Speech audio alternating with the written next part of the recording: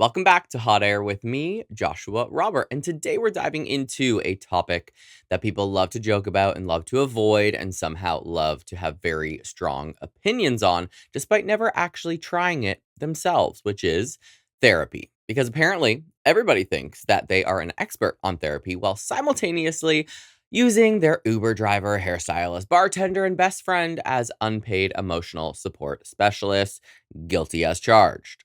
Today, we are going to unpack some of the biggest misconceptions around therapy and asking why people act like going to therapy means you're one inconvenience away from losing your mind. And we are talking about the reality of actually starting therapy because, spoiler alert, it is nowhere near as dramatic or as sexy as movies make it look. I have still not made out with my therapist. So, we're getting into why people who have never gone to therapy seem to judge it the hardest, how therapy intersects with LGBTQ plus experiences, identity, survival, and emotional growth, how to explain therapy to friends and family who simply do not get it. And we're also discussing something that completely caught me off guard: the fact that my therapist, shout out Brian, basically told me that I was done with therapy with him.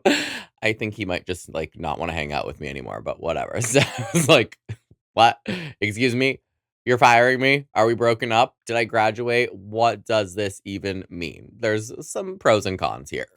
And throughout the episode, I'm going to give you some hot air tools and little emotional audits so you can actually use these in your own life, because I don't want this to just be a conversation about therapy.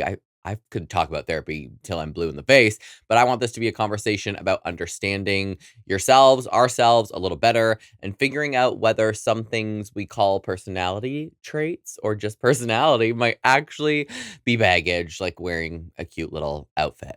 And before we jump in, make sure you are following me on the Hot Air Instagram and TikTok. I've been posting a little bit more if you have not noticed, and you haven't noticed if you're not following me, but follow me on Instagram and TikTok at _Hot Air Pod, and visit my website, hotairwithjoshuarobert.com, where you can shop my merch, submit your listener stories, and topic suggestions, because I love to hear from you. I get a lot of ideas. A lot of the themes come from messages and DMs and conversations I might have in the comment sections. And of course, listener letters are always great to read. I haven't done an episode like that in a while, so maybe I'll do a listener letter episode soon. But grab your emotional support iced coffee. I have mine in my cute hot air mug. Maybe grab your anxiety water bottle, your weighted blanket, and let's hit it. HOTAIR, hot takes therapy, no filter. Say what I mean. HOTAIR, let's be real. You're listening to Hot Air. All right, before we get into part one, the reason I'm doing this episode not only is because my therapist was like, I think we might be done here, or you don't need to come as frequently. The way he worded it kind of confused me. We'll talk about that later in the episode. But this also marks 2 years of me being in therapy. I started with one therapist. I did BetterHelp, and I met with that therapist. I think I did it at first once a week for maybe 2 months ish. And, therapy is not cheap, and I don't have health insurance. So then I went down to every other week, and then just kind of felt like that therapist was not working for me. So then almost a year later, I started with a new therapist, the one that I currently got rid of me, sort of. Uh, and he was so helpful. I can't believe the amount of things we accomplished together, but it's kind of marking my 2-year therapy journey and my 1-year therapy journey that I consider the real therapy journey. That first year was introductory, but the second year was the transformative year. So that's why we're talking about this. And with that, let's get into part one. Therapy is for crazy people, which is the biggest lie we were ever sold. All right, so we're starting with an idea that I genuinely find very fascinating. Who decided that therapy was only for people who are hanging upside down from ceiling fans speaking in tongues like fucking vampires? I'm kind of down with it, but who created that marketing campaign? Somewhere along the way, society collectively decided that going to therapy meant you were broken or unstable, losing your mind, spiraling, or one inconvenience away from wearing a tinfoil hat and screaming at pigeons in the parking lot. Sounds kind of fun to me. Meanwhile, the exact same people saying that they don't need therapy are calling their best friend at 1 a.m, crying over an ex from 6 years ago while stalking that ex's new relationship on Instagram from a fake account that they named like Beach Lover 72. Like, come the fuck on. And listen, no shade, a little bit of shade, some shade, but we have somehow normalized carrying around years of unresolved emotional baggage while making fun of people who decided to unpack it. Think about how insane that actually sounds. Imagine somebody walking around with a broken ankle saying like, "No thanks. I don't believe in doctors or casts. I'm just going to limp forever." You'd be like, "Okay, girl, are you okay?" Yet emotionally, people do this constantly. We just ignore the constant trauma that we need people to help us fix. We live in a culture where getting our teeth cleaned every 6 months is considered responsible, and well, it is. Also, note to self, I'm overdue. Going to the gym is responsible, drinking enough water responsible, doing a 10-step skincare routine while rubbing snail mucus on your face because TikTok told you to. Like, apparently that is responsible. But saying like, "Hey, maybe I should check in on my emotional well-being and figure out why I'm dating emotionally unavailable men named fucking Chad or Tyler." I don't know a Chad well, I know a Chad or a Tyler. We all know a Chad, but like I'm not referencing my own experience. But suddenly that type of need for care becomes controversial. And I think for LGBTQ people specifically, this gets even more layered because so many of us grew up learning survival before we ever learned emotional regulation. Some of us learned very early how to read rooms, monitor people's reactions, watch our behavior, hide certain parts of ourselves, adjust our personalities, shrink ourselves down, or become hyper aware of everyone else's emotions because our own safety sometimes depended on it. Some people call that being observant. Therapists call that hypervigilance. A lot of LGBTQ people became shapeshifters before we even knew who we actually were. We became really good at sensing danger, reading every shift, reading energy shifts, becoming the funny friend, becoming the perfect student, becoming the people pleaser, becoming whatever version of ourselves felt the safest. Sometimes when you're growing up and you are different, you become very good at asking, "Who do I need to be so everyone accepts me?" before ever asking, "Who the fuck am I? Who actually am I?" And here's the thing. When you survive long enough in that mode, eventually it stops feeling like survival mode and it starts feeling like your personality. And you still haven't figured that out yet. Suddenly you're saying things like, "I'm just independent." Well, are you? Or do you have a hard time trusting people? Me. Or you say like, "I'm easygoing." Well, are you? Or do you just avoid conflict because confrontation makes you uncomfortable? Or you say like, "I'm just the funny one." Are you? Or did humor become an armor? Also me. And I oop. Isn't that the saying? And I oop. I'm old. I don't know. But like, sorry. I hate when I attack myself accidentally. But that is so on the nose. That's the thing that therapy starts doing. Therapy starts taking these things that you thought were personality traits and starts asking whether they might actually be coping mechanisms. And like, listen, nobody likes that in the beginning because it's uncomfortable. We love self awareness until self awareness starts becoming aware of us. I think another reason that therapy gets judged so much is because people hear the word and immediately think that something dramatic has happened. They think therapy is only for trauma or divorce, depression, crisis, or like your life completely falling apart. But therapy can also be for like, why do I feel guilty every time I say no? Therapy can be for why do I panic when somebody gets too close to me? Therapy can be why do I feel like I have to earn love? Therapy can literally be like, why do I feel anxious for no reason at Sunday at 4 p.m.? Like, why? There's no right or wrong question to bring to therapy. And here's a little hot air tool I want you to do, a little emotional audit with me, okay? I want you to ask yourself these questions. Do I constantly feel responsible for other people's emotions? Do I apologize excessively? Do I feel guilty resting? Do I struggle receiving compliments? Do I keep ending up in the same situations with different people? Do I constantly tell myself this is just how I am? Because if you answered yes to multiple things, or even one, congratulations, you may not be broken. You may just be human. We've all experienced those in one way or another. And that's another thing I want to scream from the rooftops because therapy isn't about fixing broken people.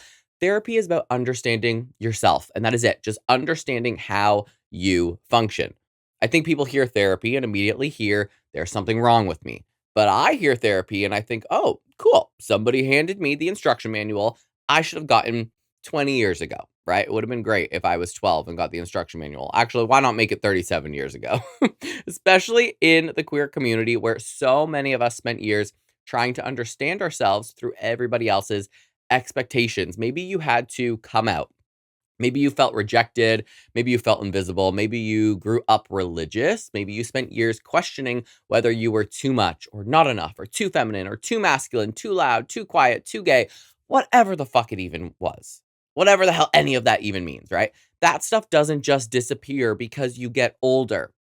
It would be great if it did. It doesn't. People think that healing means forgetting that things happened, and it doesn't. Healing means understanding why things affected you and learning how to carry them differently. Because here is the reality: everyone has stuff. The difference is that some people unpack it and some people drag it behind them for 40 years, call it a personality trait, and they're dragging it behind them in a suitcase that has broken fucking wheels, okay? I don't know about you, but dragging around that emotional baggage in a broken suitcase sounds fucking exhausting. I would rather unpack it, hang it up or fold it, and put it away. Part two: therapy isn't what movies told us it was. I genuinely think that movies and television completely ruined my expectations of what therapy was supposed to be.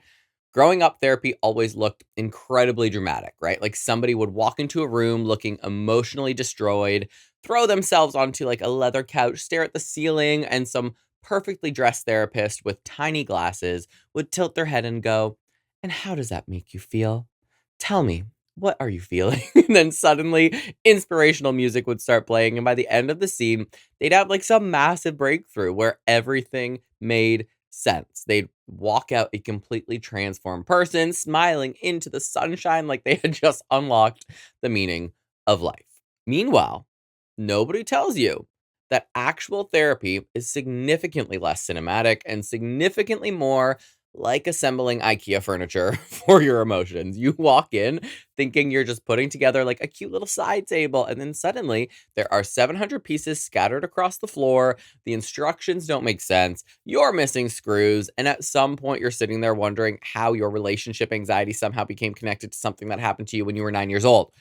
Wow. It's, IKEA is no fun. The first reality check that nobody prepares you for is that starting therapy is extremely awkward. Like very, very awkward. Think about it. You are walking into a room with a complete stranger, and immediately they are asking questions that would usually almost absolutely terrify somebody on a first date. Within the first few minutes, they're asking things like, "Tell me about your relationship with your parents." And you're sitting there and you're thinking like, "Excuse me? What? Like we haven't even built enough trust for appetizers yet. Come on." Then they start asking things like, how do you respond to conflict? And you're like, honestly, kind of poorly. Or maybe I don't even know. Next question. Then they ask about your childhood. And suddenly you're trying to summarize like 20 or 30 years of entire existence into one little hour. You're mentally fast forwarding through your life. Like, okay, here's elementary school, here's family stuff, here's heartbreak, here's high school, here's college, here's trauma, here's that weird thing that happened in seventh grade that still randomly appears in my head while I am brushing my teeth at 11 o'clock at night for absolutely no fucking reason. And halfway through, you realize that therapy isn't actually a place where you're simply telling stories. Therapy is a place where someone starts looking for patterns. And this is where things start getting a little offensive because therapy has this very annoying habit of revealing that the thing you thought was the problem is usually not actually the problem. Like you walk in convinced that you've identified the issue, you're feeling confident, you are organized, you are prepared. You're like, okay, I know exactly why I'm here. I keep dating emotionally unavailable men. That's the problem. It's because ABC. Great, we solved it. Like, fantastic work, everyone. Let's just call it a day, go home. Then somehow, 4 sessions later, you're discussing fear of abandonment, childhood validation, people pleasing tendencies, attachment styles, and self worth. And you're sitting there thinking, like, hold on a second. I came in because Chad, we're bringing it back to Chad. Chad wouldn't text me back. Why are we discussing my entire emotional development. Therapy really has a way of humbling you because humans love that simple explanation. We love saying things like, I just have trust issues, or I just overthink, or I'm just independent. But therapy starts asking questions underneath the questions. It starts asking why. Why do we have trust issues? Why do you avoid relationships? Why do you constantly need reassurance? Why do you apologize for things that are not your fault? Why do you struggle asking for help? And eventually, you start realizing that you have spent your whole entire life treating symptoms without understanding the cause. I think that this can become especially powerful for LGBTQ people because many of us become experts in performance before we ever become experts in authenticity. A lot of us grew up learning how to monitor ourselves constantly. Maybe you lowered your voice around certain people. Been there, done that. Maybe you hid your crushes. Maybe you became the funny friend because making people laugh felt safer than letting people actually get to know you. Okay, maybe you became overly agreeable because rejection felt terrifying. Maybe you learned to read rooms, shift your personality depending on who was in that room. Things most queer people can relate to. And then after years or decades of doing that, you get so fucking good at it, right? So good that you eventually stop realizing that you're doing it at all. It is second nature, it is a pattern, it is a habit. Then therapy comes along and basically says, okay, cool, let's just remove everything, remove that performance, put it in the trash. Let's find out who you actually are. And your brain immediately goes like, remove what performance? What are you talking about? I know who I am. And that usually is not the case because sometimes queer people spend so much time adapting and surviving that we lose complete sight of where survival ends and authenticity begins. And you become so used to asking, how do I make everyone else comfortable, that you stop asking yourself, what actually makes me comfortable? And that kind of goes for everyone, not just queer people, but this is a gay ass podcast, so we're bringing it back to where it belongs, okay? I think a lot of people in our community have experienced this weird moment after coming out where you suddenly realize there are pieces of yourself you've never actually met before, because coming out isn't just telling people that you're gay or bi or trans or queer or wherever. Sometimes coming out is also meeting yourself for the very, very first time. And you start asking questions like, what music do I actually like? What kind of relationship do I actually want? What parts of my personality are truly me? What parts were survival mechanism? What parts were fear? What parts existed because I thought I had to earn love and acceptance? And the straights can ask themselves those questions too. Okay. Those questions can feel overwhelming because for some people, nobody has ever asked themselves that question or any of those questions before. It can feel like a lot. And here is another hot air tool. I want listeners to grab their phones, grab your notes app, unless you're driving, or write this down on a piece of paper. Write this down.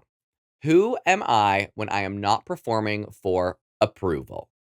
Then underneath it, maybe write 5 answers, right? Not who you are at work, not who you are in relationships, not who you are for family, social media, friends, or people you want validation from.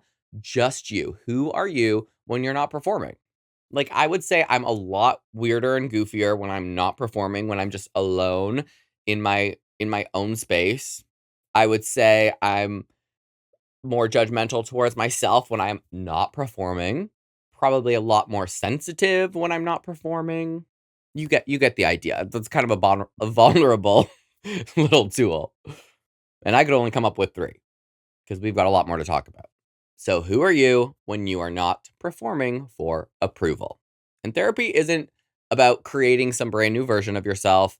That is a very big misconception. Honestly, I feel more like myself than I ever have. Therapy isn't turning you into somebody else. Therapy is usually just removing all the noise until you can hear yourself again.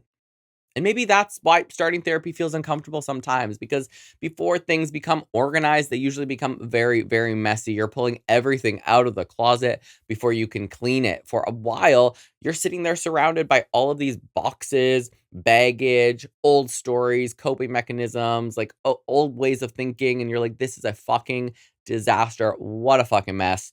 And maybe it's not a disaster at all, though, right? Maybe it's simply the first time you've actually turned the lights on and actually looked around. So therapy is not cinematic. You're not going to fall in love with your therapist, highly unlikely. What therapy is a commitment. It is a slow process And it is a fucking fantastic way to figure out who you actually are and to finally be comfortable in your own skin. Part three, why people who've never been to therapy judge it so hard. And if you're somebody listening who has been to therapy and you've spoken to a friend, a family member who has not been to therapy, a lot of them have sly little comments, little sneaky jokes, things here and there like, ugh, you're talking about therapy again. Like when I told somebody about my new boyfriend who also goes to therapy, we bonded. The person asked me, like, what do you guys have in common? I was going through the laundry list of all the gazillion things that we have in common. And one of them was like, we both been to therapy. We talk about our therapy sessions. And the person that I was talking to kind of, like, rolled their eyes and was like, "Oh, well, you can bond over therapy," because they have never been to therapy, right? And I have, and I'm a very big supporter of going to therapy. I tell everyone to go to therapy. Like, there's people that just don't get it, which is also part of the reason that I'm doing this episode, and that's fine. Everyone is on their own journey, but you know what I mean. People will make little comments because therapy instantly makes them uncomfortable, right? So, why do people judge it so hard? This is something else that I find very interesting and fascinating, and honestly, something I can't quite put my finger on, but I have noticed it over and over again. You know, the people who are most anti therapy, the people who immediately roll their eyes and say, like, therapy's stupid, or I don't need somebody to tell me how to live my life, or like my personal favorite is, well, I turned out fine, everything's fine. Somehow, also tend to be the same people unloading 27 years of unresolved emotional baggage and damage into conversations all the fucking time. Like suddenly you're at brunch discussing pancakes, and somehow you've learned about their ex-wife, their difficult relationship with their father, a betrayal that happened in like 2008, and a coworker named Linda that they're still angry at from like 1960 for reasons that nobody fully understands. That, my dears, is why you need therapy. And listen, I hold on. Reel it in. I say this with love because we all know these people. We absolutely all know these people. We may have even been these people in certain areas of our lives, but I started realizing that a lot of the people aren't actually judging therapy itself.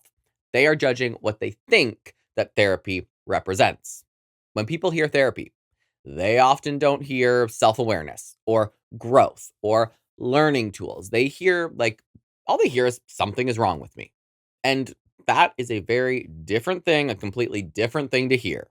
Think about how many times these people say things like, I don't need therapy, with this weird sense of pride attached to it. Like they just announced they climbed Mount Everest with no oxygen tank. Like it's almost said like a badge of honor. I don't need therapy. Like somehow struggling through everything completely alone is proof of strength. Meanwhile, imagine applying that logic to literally anything else in life. Okay. Imagine somebody saying, I don't need a personal trainer, while lifting weights with terrible form, dislocating a shoulder, and hurting your back every 3 weeks. Imagine somebody saying, I don't need a dentist, while chewing exclusively on the left side of their mouth because three teeth are hanging on by a prayer on the right side. Like we would look at them and be like, bestie, that's not resilience. That is avoidance. You need a trainer and you need a dentist, okay? I can smell you from here. I think underneath a lot of judgment around therapy, of course, is the fear. Therapy requires vulnerability, and vulnerability is uncomfortable. Therapy asks you to sit in front of somebody and say things out loud that maybe you spent years trying to not even think about. You've been trying to keep it out of your mind, and people hate that. Like we love self-improvement until self-improvement starts asking us difficult questions. And I want to be very clear here. There are people that have a hell of a lot more trauma than I do. Like things that I can't even begin to wrap my head around, and I don't want to because I am blessed that I haven't experienced those things in my life. So I can't imagine how challenging that would be to go into a therapist's office and relive some of that trauma. And everyone is on their own path. So I just don't want this to be like, oh, Josh is telling somebody who was molested when they were 9 that they need to just go into a therapist and tell them all about it. Like, that's not what I'm saying. So again, we love self-improvement until self-improvement starts asking us very difficult questions. And once you start becoming aware of your patterns, suddenly you can't unknow them anymore. Suddenly you notice that every relationship follows the same cycle. You notice that you apologize for existing. You notice that every time somebody gets close to you, you pull away, and suddenly you realize your sense of self worth depends entirely on external validation. And once you see it, you cannot unsee that shit anymore. For some people, it's easier to not look at it at all, which is another reason people don't go to therapy. And honestly, I kind of get it. And I think this gets even more complicated within the queer community and within queer experiences because many of us grew up learning very quickly that being different came with consequences. Depending on your family or your religion, culture, school environments, or communities, like a lot of LGBTQ people learned that vulnerability did not always feel safe. Maybe showing emotion got you mocked. Maybe asking for help felt very weak. Maybe expressing parts of yourself felt dangerous. Maybe you learned that survival meant keeping things inside. We got mocked for being flamboyant or trying to come out. Of course, we're going to go back into our shell. And when you've spent years building emotional armor, taking that armor off can feel absolutely terrifying. So, so scary. And that's why many queer people become experts at finding unofficial therapists everywhere. We create support systems because we often had to. We trauma bond in bathrooms at clubs. We become best friends with someone after one conversation because suddenly you're sharing life stories in a corner booth somewhere at some dingy dive bar at 3 a.m. We sit in cars at midnight talking for 3 hours. We create chosen family because chosen family has always been one of our superpowers and kind of our chosen therapy. But here is where things get a little funny because sometimes those friendships become emotional support centers operating 24 hours a day with absolutely no training, no boundaries, no business hours. And you know exactly what I'm talking about. Everyone knows. We create this support system. We go to our friends or our close family for like this immediate gratification. But these people aren't looking for our patterns. They aren't looking to heal us. They're looking to vent with us because they are our besties. But there's no training there. We all have that friend who calls and starts with like, okay, hey, quick question. Or, oh my God, you're not going to believe this. And suddenly 48 minutes later, you somehow become responsible for solving their relationship or career, family crisis, like all before dinner time, maybe even before breakfast sometimes. And I love chosen family. I love my people. I think chosen family fucking saves us. Seriously, I genuinely do. But friends and therapists have very different jobs, and learning the difference is important, right? Friends say, you're amazing, screw them, right? That's it. Therapists say, okay, but let's unpack why you keep choosing people who treat you badly. Vast difference there. Like I've always said, when some of my girlfriends would go through a breakup and people, other people in the group would just be like, oh, fuck that guy. He's a fucking loser. I would always say, okay, that's not helpful because A, she liked him. B, why are we choosing people that are shitty people? And we keep doing the same thing over and over. So maybe that's why I'm not really friends with straight women anymore because I do act more like a therapist as opposed to someone who is just their chosen family who's just gonna be like, fuck that dude, moving on.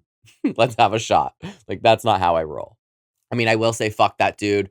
Let's unpack this, talk about it. Then I'll say, fuck that bitch again, and then let's have a shot. There's somewhere in between. So friends, some of them bring wine when you need it, right? They bring wine over and pizza. Therapists, they bring accountability. Friends might validate every feeling you have simply because they love you, right? Which is great. Therapists might lovingly call you the fuck out. And let's be very honest, nobody enjoys being called out at first. I kind of do, but I'm an odd one. Not many people do. We all want healing until healing starts reading us for filth. A lot of people assume that therapy means somebody sitting there judging them, but a good therapist is not sitting there going like, "Wow, you're a mess." And it might feel that way sometimes. Some of them might be as well, but generally they are also trying to sort through your patterns. They're usually sitting there connecting the dots, noticing the patterns that you cannot see because you're standing inside of the picture. They are solving a puzzle. You are part of the puzzle. And that is important because sometimes we become so used to our own behaviors that we stop recognizing them entirely. Dysfunction just feels normal when you've lived inside it long enough. So let's get to another little tool, like the next time that you hear yourself judging something, okay? Because this section was about judgment or even judging someone else's choices or judging whether or not they go to therapy, maybe. I want you to ask a question. Am I criticizing this because I genuinely disagree with it or because it makes me uncomfortable? Because sometimes judgment is just fear wearing a fake mustache. And sometimes we're not rejecting something because it is bad. Sometimes we're rejecting something because deep down we are afraid that it might reveal something about us. And that is why therapy gets judged so hard by people who have never tried it, because it isn't because they think that therapy is ridiculous. It's because opening emotional boxes that you have kept sealed for years feels terrifying. Like, imagine telling your parents who are in their 60s, right? Like, anybody listening, your parents or your aunts or your uncles, that they should try therapy and they're 65. Like, that's gotta be scary. If you've spent your whole life pretending that you're fine, eventually pretending starts feeling safer than even looking at honesty, right? But safer and healthier are not always the same thing. So those people that are judging therapy, that say they don't need it, that say that they are perfect, they're not judging it because they think it's stupid. They're judging it because it's scary. Part 4. My therapist said that I was done. This is the part I've been waiting for. Like, what? I'm sorry. Okay, I need everyone listening to understand that I had absolutely no idea that this was really even a thing. Like, 0. I thought therapy just, like, went on forever. You just went less and less and less, like, not one clue. In my mind, therapy was an emotional gym membership, okay? I assumed you signed up, showed up every week, and then maybe once a month forever, cried a little bit, unpacked your issues, occasionally had breakthroughs, and that was just your life now. This was something that was a pattern that was going to continue forever. I thought once you started therapy, you were in some sort of lifelong subscription service like Netflix, but for feelings, but they also keep increasing the price every month. So imagine my confusion when my therapist, Brian, essentially looked at me the other day, maybe 2 weeks ago, and said, in a much more professional therapist way, but like, I think you've gotten what you need from me. And I was like, "Excuse me?" Actually, okay, what he actually said was, "Do you feel like you need to keep coming to therapy? Because I feel like we accomplished the goal that we set out to accomplish." I said, "I don't know, I've never thought about that." Last week, I had a lot of anxiety about something, and I was like, "Oh, I wish I would have had a session with Brian," and I didn't. I had it the week later, so I just tried to sort through it on my own that week, and he was like, "That is exactly the point of therapy. You didn't need me then. You wanted to come to therapy, but you have the tools that you were able to manage it yourself, and you could wait a week." And again, my trauma and the things that I talk about in therapy are vastly different than a lot of people. So it's not like my world was crumbling around me. I was just having a little bit of anxiety around certain things. And I worked through it on my own. And he had a very good point. I was like, sweet, I have the tools. And then he said something along the lines of, I don't like to keep clients forever. I want to work with them on a goal. And when they accomplish that goal, maybe we start going down in sessions, in frequency of sessions. And I used to go to Brian once a week, and that was a whole year of once a week. That's a lot of money. And 50 whatever sessions. How many weeks are there in a year? 52 or something. So 52 sessions, 52 hours. In the grand scheme of life, that's not a lot. That's like a little more than a work week. And then we started going down to once a month. So it was February, March, April, and May that we did once a month. So we did 4 sessions that happened every 30 days. And I had less and less to bring to the table. And valid. The more I look around at my life, the more calm it feels, the more peaceful it feels, the more positive opportunities I have coming my way, the more I'm less anxious, the more I'm less irritable, the more I'm able to communicate my feelings effectively, the more I feel like I have a good support system. So, like, yeah, I kind of agree with him. A lot of stuff is working really well, but I also was like, but what happens when I need you? What are we going to do here? So, needless to say, I was like a little thrown off. Like, I remember having this moment internally where my brain, like, basically went like, "Okay, hold on, are you breaking up with me? Like, have I been fired? Did I fail at therapy somehow? Was there a final exam I didn't know about? Did I miss the homework?" Like, suddenly, I was spiraling a little bit into all of these, like, crazy, ridiculous thoughts. I was like, "Wait a minute. Are you saying I'm fixed? Like, am I healed? Because I know myself, and I don't know if I'd go throwing around the words fixed, but I did say to him, I'm gonna text everyone and tell them I'm perfectly healed and sane. I'm ready. Okay. I was laughing, obviously, because I realized that I genuinely thought therapy was supposed to continue forever. Some it does. I'm 100% sure I will keep going. I thought success in therapy meant like staying in therapy indefinitely, but Brian explained it completely differently and changed kind of how I thought about it. Like, therapy isn't designed to make you dependent on therapy. Okay. Say it again. Therapy is not designed to make you dependent on therapy. A good therapist is not trying to create a customer for life. They are not trying to become your emotional life support system where every decision, every feeling, and every challenge requires you to run back for instructions. The goal is quite the opposite. The goal is for you to learn tools, develop awareness, recognize patterns, build emotional skills, and eventually trust yourself enough to drive without needing someone sitting in the passenger seat all of the time. And honestly, I think this idea surprises a lot of people, including myself, because society sometimes treats emotional growth like there's only two settings. You are either struggling or you are healed. You're either broken or you are fixed. You're either doing bad or you're doing amazing. And that is not how it works at all. And when you start to wrap your head around that as well, that's going to change the way you look at things. Because I was like, I'm never going to be healed. I'm never going to be perfect. I'm never going to be just this healed perfect version of myself, but that doesn't exist. All of those triggers are still going to live somewhere inside of us. My frustration when I'm driving in traffic is still going to be there, but the way I used to flip out versus how I flip out now, a lot better. Like, emotional growth is much more like learning how to exercise than reaching some magical finish line. You do not wake up one day and suddenly go like, "Ugh, amazing. I've completed health. Never eating vegetables again." No, you learn habits, you learn awareness, you learn maintenance. Therapy works very similarly. You learn how to notice your thoughts before they become spirals. You learn how to regulate emotions before they become explosions. You learn how to identify unhealthy patterns before they become another season of like, why is this happening to me again? And let's be honest, we all have reoccurring episodes. Recurring episodes. I always say reoccurring, but it's recurring episodes. Okay. I think this is especially interesting within the queer community because many of us spend years doing that surviving, that adapting, trying to figure ourselves out.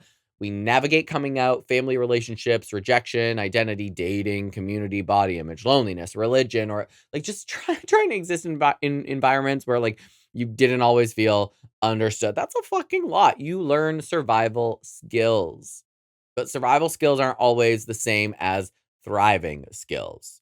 For example, okay, maybe being hyper independent kept you safe at one point.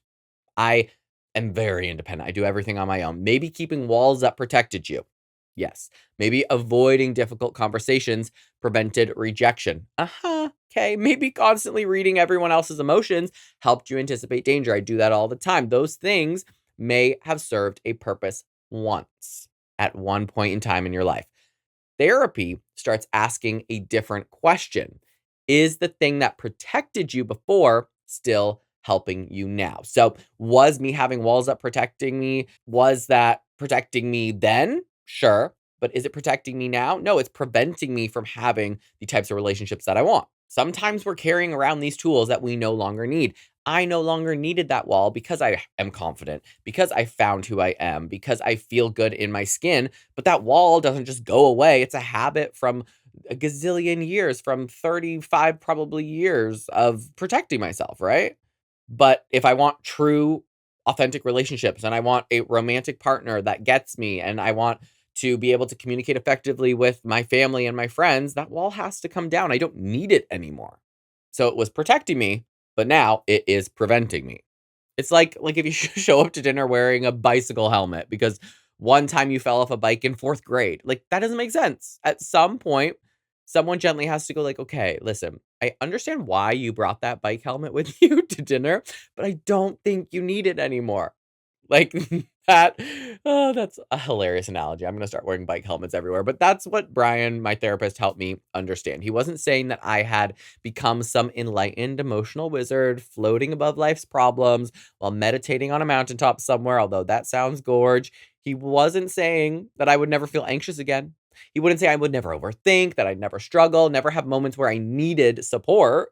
He was simply saying that I had built enough awareness and enough tools to start recognizing things on my own. And sometimes you also need a therapist to tell you that because I wouldn't have realized. I would have just kept going every month, even though I didn't really have much to talk about anymore. Like, there is a big difference.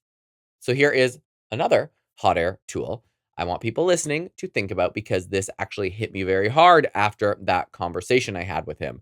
I want you to ask yourself, what emotional tools do I have now that I did not have 5 years ago? Or maybe even 2 years ago?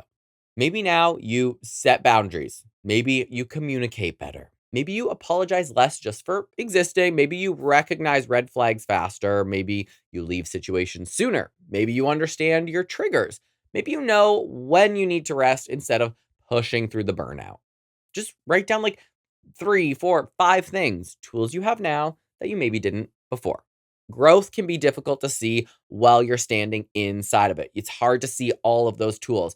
So step outside for a hot second and take a look at yourself like you would be a therapist. What have you learned? What tools do you have now? Sometimes we're so focused on where we're still struggling that we forget to notice how far we've actually come.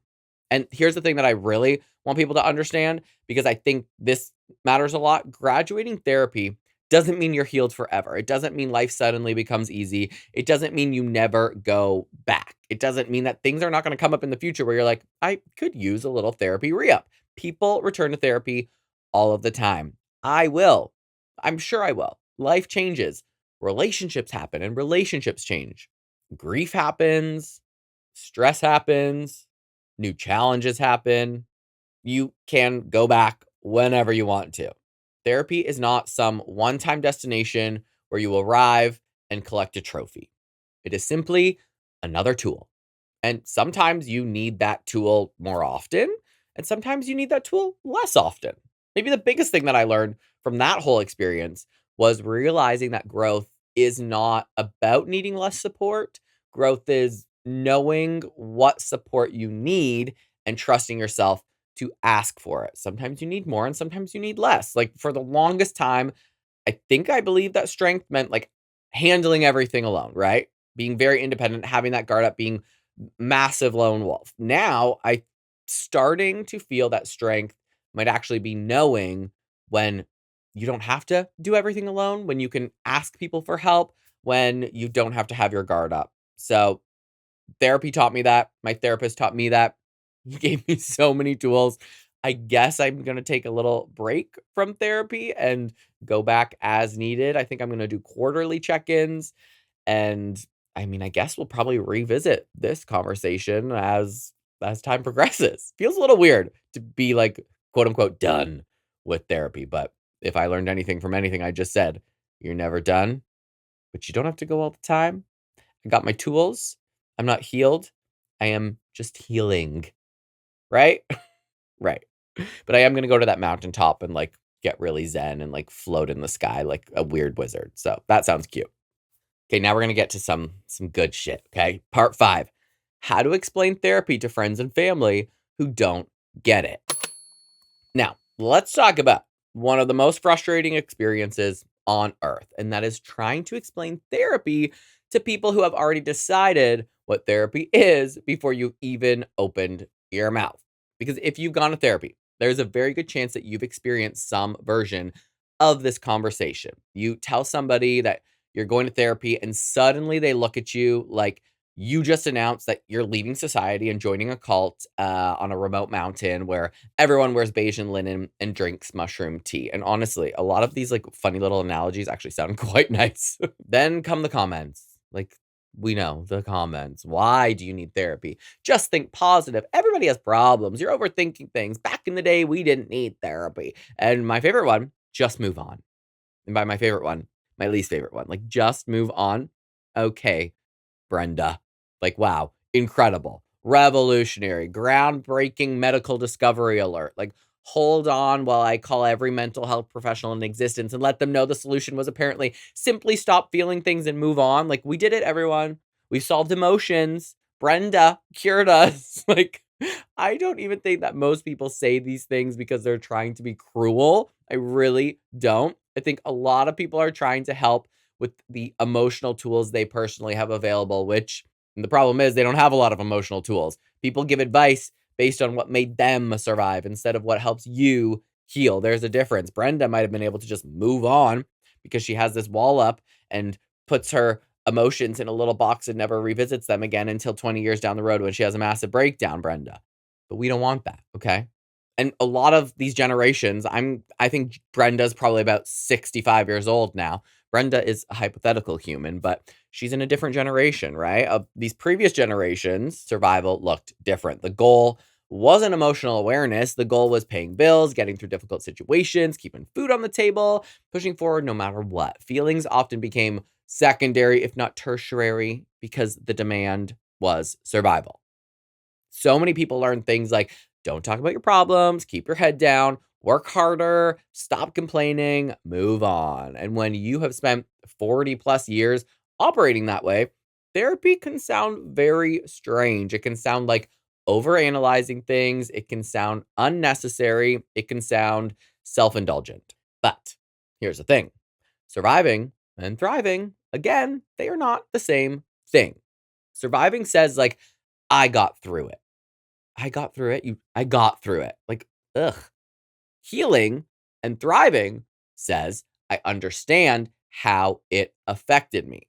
Those are two completely different conversations. I would rather understand it than just get through it. And queer people, especially, understand this because many of us have had moments where people around us simply didn't understand our experience, right? Maybe you came out and somebody said, like, I don't understand why it matters. Maybe someone told you not to make it your whole personality. Maybe someone minimized fears you had about acceptance and dating and safety, family, or identity. People have said all kinds of things to me. Well, you're not just a gay man. You're more than being just gay. And I'm like, oh, don't get me started, honey. And what people sometimes don't realize is that when your experience has been minimized repeatedly, you start minimizing yourself. And I am gay. That is who I am. I'm a gay man. Sure, I'm a gay man that is funny, that is creative, that is confident, that is a bad bitch. I'm a baddie. I'm a hot air baddie. But like, I'm a gay man, just like you are a straight woman.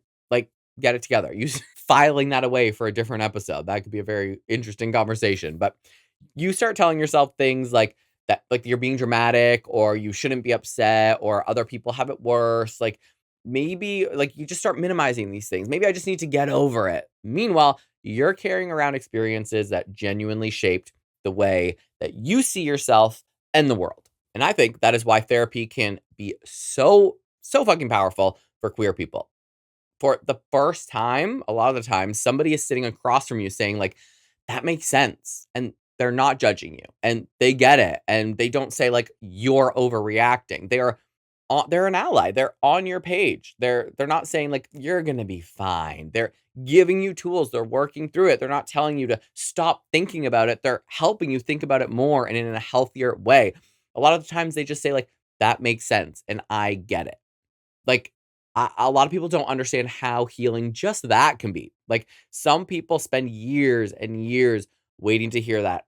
I was one of those people. I've talked about this before on the pod, how certain people I was related to did not like what I said in the first episode of Hot Air about allyship. Some of these people I do not still to this day have not spoken to. And that's life, right? Like that's fine. And I honestly feel so good. Like I feel like I've moved so far beyond that now. But when I went to therapy first, that was the reason. I thought like maybe I shouldn't have said that stuff. Maybe what I said was too harsh. Maybe I was overreacting. Maybe they were right to speak to me so terribly as they did after the episode came out. And my therapist, while some people might say that they were what's that word? When you enable. I was gonna say when you're helping a drug addict. Some might say that therapists enable you, right? And like some people have even alluded to my therapist enabling me. And the difference is that my therapist is also gay. He gets where I am coming from. He validated a lot of those feelings I was having around that specific issue, that specific concern with specific family members, because my guilt came in, my questioning whether I was right or wrong, whether I should have spoken my mind, whether I should have put any of the things that I speak about on the podcast out there. And one of the most validating, healing things is for someone to just say, like, I hear you. I get it. That makes sense. It's quite simple. And with that being said, not everybody has to understand your healing process. The people that might be saying, like, your therapist is enabling you, they don't have to get it. Like, who the fuck cares? If you're forging ahead and you like your therapist, super. I think sometimes we accidentally start treating our self improvement like it is a group project where everybody needs to approve of it. We start over explaining ourselves like way too much. We start defending ourselves, defending why we're going to therapy, and we start trying to like convince people. Like we say things that are unnecessary, like, well, I go because, or no, but my therapist said, or actually therapy helps with blah, blah, blah, blah, blah, right? Like we're suddenly giving a TED talk about therapy. And honestly, that's kind of annoying and nobody requested it. I catch myself doing it and I cut myself off pretty quickly. Like you don't owe an explanation to everyone or anyone. You do you, boo. Like you really don't. If someone genuinely wants to understand, I found that very simple explanations work better than turning into like a walking psychology textbook, and let those people ask questions instead of saying like, I'm processing emotional patterns related to interpersonal attachment dynamics. Like, huh? Maybe just say like, I'm learning tools to understand myself better. It's very simple. And again, if someone wants to know, they should be asking questions, right? Instead of saying like, I'm working on cognitive restructuring techniques. Maybe say like, I'm learning healthier ways to respond to things. Like keep it simple. What is it? KISS. Keep it simple, stupid. Simple is the way. Like therapy is not about fixing something that is broken. You're not bringing a damaged appliance into a repair shop. You are simply learning skills. People take skating lessons, dance lessons, drawing lessons, soccer lessons. They learn skills. You're learning skills there too. We learn skills everywhere in life when we're driving, how to cook, how to use technology. Like it's all a tool. Nobody just magically knows how to communicate or set boundaries or process emotions or regulate your anxiety or navigate relationships or even develop self worth. So, why do we act like emotional skills should come pre installed? Because your fucking soccer skills and your slam dunks and basketball skills are not pre installed either. Now, I have another hot air tool for you, and this one is important. The next time that somebody questions something you are doing for your own growth, ask yourself, am I explaining myself because I want connection or because I want permission? Because those two things are different. Connection says, I'd love for you to understand me. And permission says, please approve of me. And again, you don't need approval from anyone when you are getting life skills. You don't need permission to take care of yourself. You don't need permission to grow, and you don't need permission to heal. At the end of the day, not everyone is going to understand choices that require self awareness, especially if they have not taken that journey themselves. But your healing was never supposed to make everyone else comfortable. It was supposed to make you healthier. Part 6, signs you might actually need therapy. Now, before anybody starts texting me and saying, like, Josh, are you diagnosing me through a podcast right now? Like, no, absolutely not, because I am not a doctor.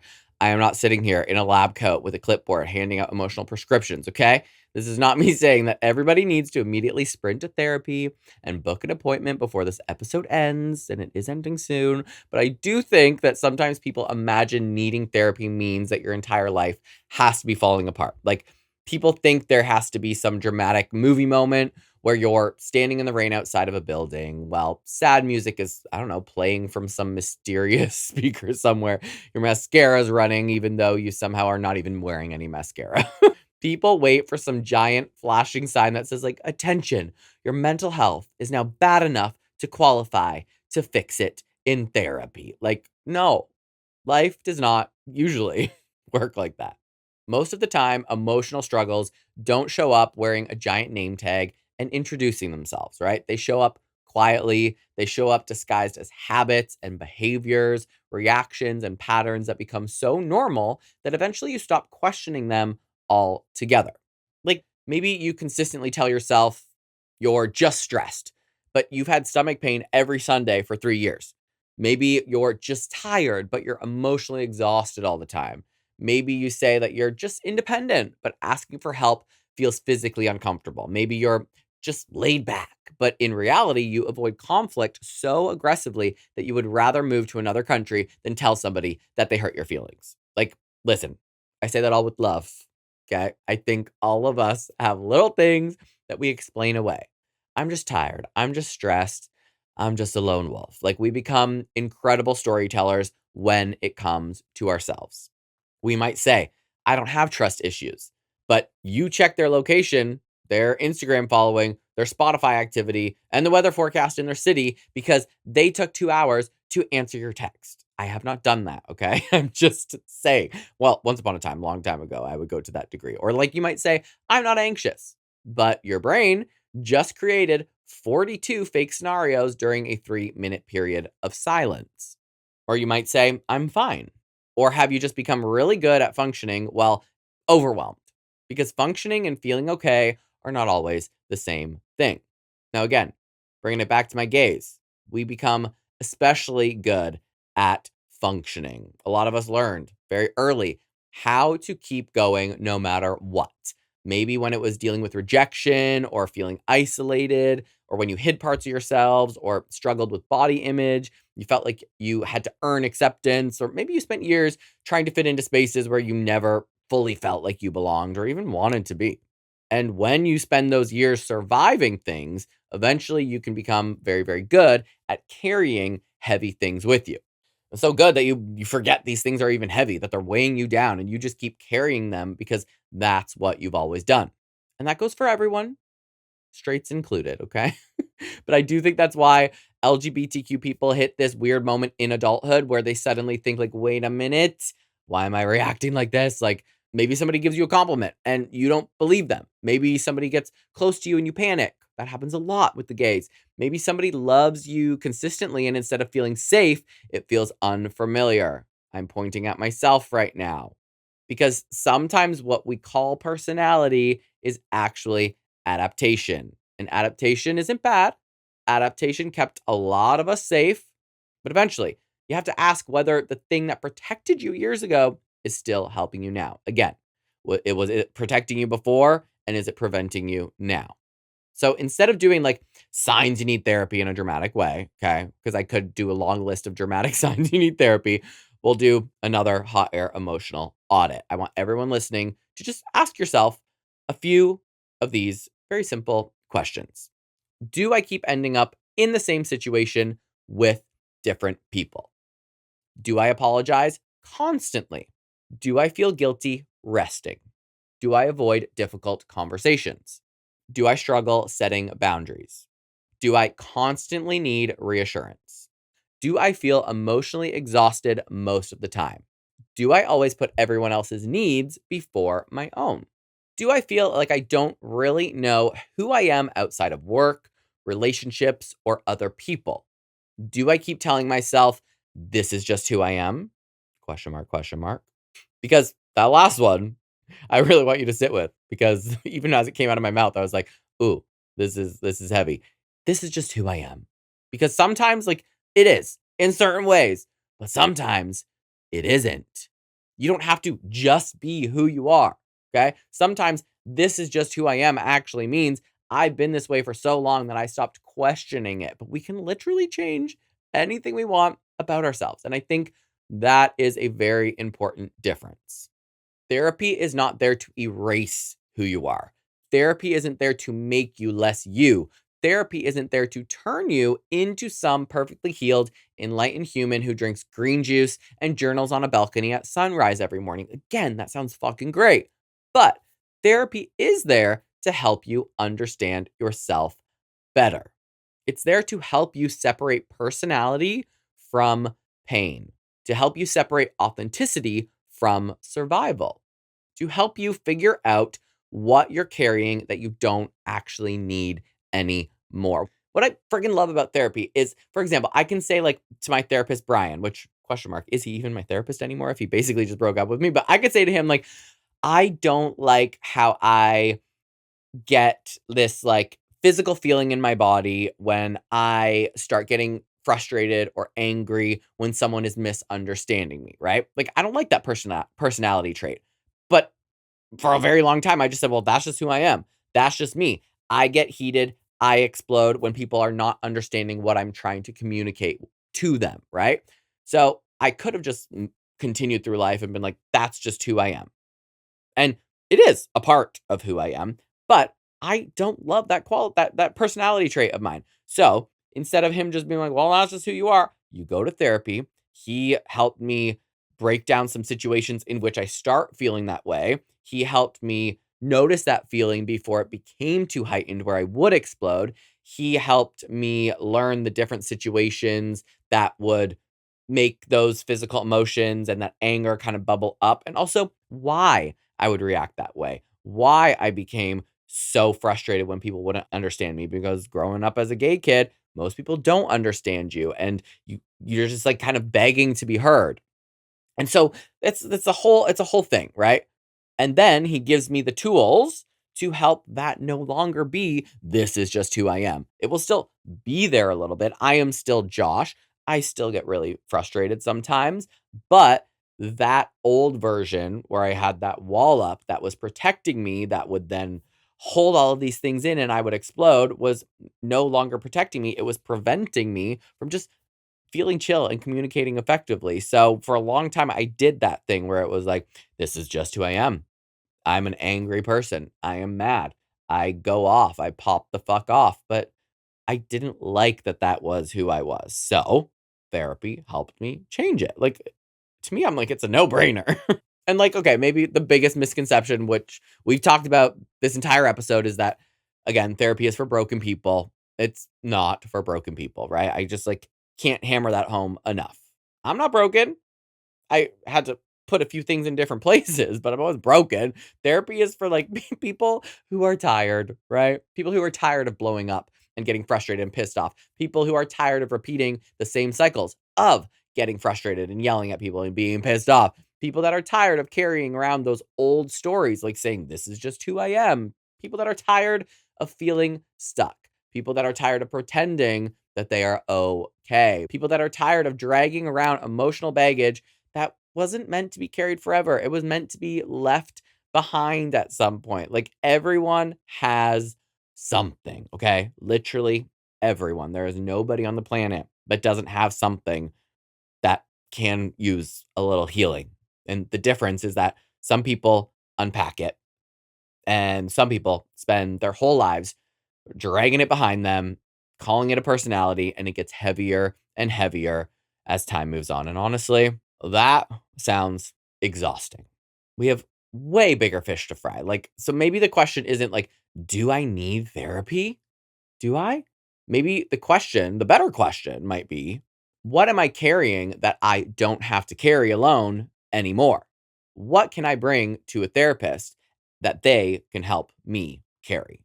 And then unpack and then let go of. And I feel like collectively, we just attended one giant therapy session, right? Except nobody had to fill out insurance forms and it was free. And yeah, free at the end of the hour. Now, if there is one thing that I hope that people take away from today's episode, it's that therapy isn't the scary thing reserved for people who are falling apart. Therapy isn't for quote unquote, I'm doing air quotes, crazy people. It isn't about being broken. It isn't about some giant flashing sign that says that something's wrong with you. Therapy is really just about understanding yourself. It's learning where your patterns come from, recognizing the things that you've been carrying, figuring out which coping mechanisms still serve you and which ones don't, and giving yourself tools to navigate life a little bit easier. We talked a lot about how this works, especially within the queer community, like survival before we even learned emotional regulation, how some of the things that we call personality traits might actually be coping mechanisms. We talked about performance, people pleasing, vulnerability, why so many people judge therapy without ever stepping into a therapist's office. We talk about something that completely surprised me that therapy isn't necessarily meant to last forever and that growth doesn't mean never struggling again. We can always go back to therapy if we take a little break. Growth means understanding yourself enough to recognize when you need support and having the confidence to ask for it. And maybe my favorite takeaway from this entire episode is that everybody is carrying something. Literally everybody. The difference is that some people unpack it and some people drag it around. And this is also an episode that I hope that people will send to people that maybe have judged their therapy journey or people that are questioning whether they should go to therapy or not. Like I just said, we all have something. So everyone could use this episode. So feel free to share it with maybe friends or family that have been questioning therapy or have been going to therapy but aren't quite understanding it, or the ones that maybe judge your therapy journey and just don't get it and you're having a hard time explaining it to them. Send them the link. And as always, head on over to my Instagram and my TikTok at _hotairpod and give me a follow. Visit my website, hotairwithjoshuarobert.com, to submit your listener stories, topic suggestions, and shop my merch. I forgot what I was going to say. Shop my merch. So take care of yourselves. Take care of each other. Go get some therapy. Let down your guard. Remember, nobody is perfect and or healed and or put back together piece by piece. And I will see you next Tuesday. HOTAIR, hot takes therapy, no filter. Say what I mean. HOTAIR, let's be real. You're listening to Hot Air.